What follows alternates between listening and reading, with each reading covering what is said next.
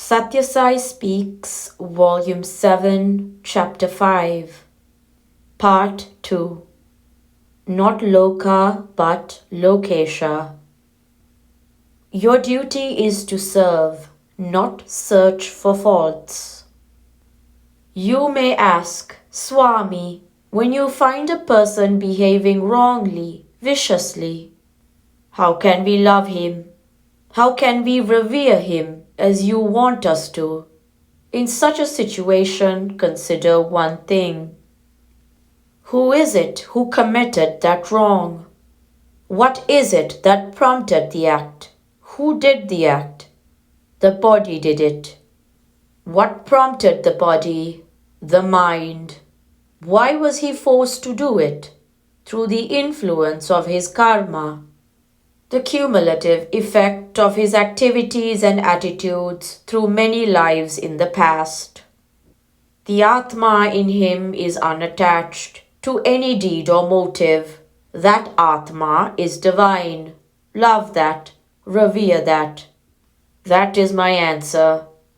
To put in simpler terms, you observe a big portrait of Swami over the entrance of a house as you walk along the road. You find that it is the house of a person who is your relentless foe. But do you revere the portrait any the less? Because the owner of the house does not deserve your love. Of course, you love the portrait. You revere it. Wherever it is it not? So too, the Atma is in everyone. It is the God residing in each. Why should you pay attention to his wrongs and vices? Your duty is to serve, not search for faults. Serve with all your heart. Serve with pure, undefiled love. Under my unseen supervision and guidance, you have to serve them and relieve their pains and troubles. Harsh behavior will not bring any benefit. There is a popular tune in Telugu. Brindavan is everyone's. Govinda belongs to all.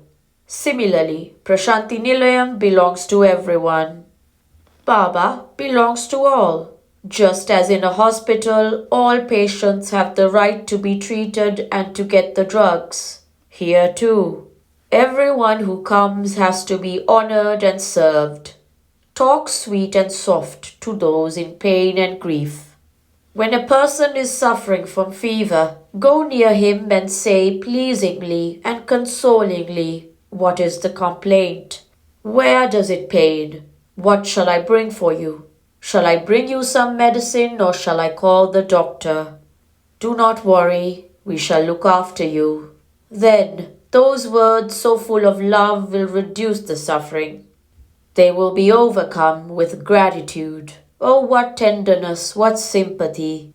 Blessed are the parents who can call these their children. They will say within themselves, and they will bless you from the bottom of their hearts. Even at home, people do not treat us so lovingly, they will confess. That is the fruit you must strive for. If someone who is thirsty asks for water, do not fly into a rage and tell him, I am not here to supply water. Whenever you call for it, wait for some time. Swami is about to come into the auditorium. I will not move now to stop your clamor. Darshan of Swami secured by such harsh behavior will not bring you any benefit. Be vigilant to utilize all chances of seva which will give ananda to Swami. Observe soft speech. Maintain cleanliness and be of use to those in need of service. See that you set an example to others. Do not rush to silence persons talking loudly. Go near them and politely explain to them why silence is insisted upon here. Tell them it is the first step in sadhana that they have to learn how to maintain in prashanti. Not only here, but wherever they are, that the tongue has no task here. It is all for the eye and ear. People will certainly follow your directions if they know the why and wherefore. Tell them that by loud talk they are undermining their own peace and disturbing others. Do not cause more noise than is necessary. When you are about to spread your bed, do not throw the roll on the floor with a loud thud. Be guided by the discipline of the Nilayam. I must tell the men volunteers this with some emphasis. You tend to wander outside the Nilayam area and squat in the shops and eating houses, talking to all and sundry on trivial matters. You have spent much money to come here, and you have come with much hope of being at peace here. But once you go out into the bazaar, all the old urges drag you into the whirlpool of worldly things. If it is comfort you need, you could have stayed home. If it is grace, peace, knowledge of the path, satsang, holy company that you need, then keep within and be guided by the discipline of the Nilayam. Realize the great good fortune that you have in being chosen by me for this service, when thousands outside are eager for just one word from me. The badge is an indication of the Sai within you. It warns you that you are not a bundle of passions and emotions. You are not this body at all, but the Pratibimba, reflection of God, who is the Bimba, the object. The badge also has the Om, the Pranava on it. Honor it, meditate on its meaning. Value it as an initiation. Press it on your eyes when you go to bed, and when you wake up in the morning, pray. O Lord, may all my acts be pure and holy. Only sympathy can win the grace of the Lord. All who have gathered here are your kinsmen, your brothers and sisters. Do not worry about your daily schedule of japa or dhyana or puja, which you may have to forego, or even your daily routine of food, rest and sleep, which will be upset. You will not be missing the chance of heaven if you miss the Shivaratri vows of vigil and fast.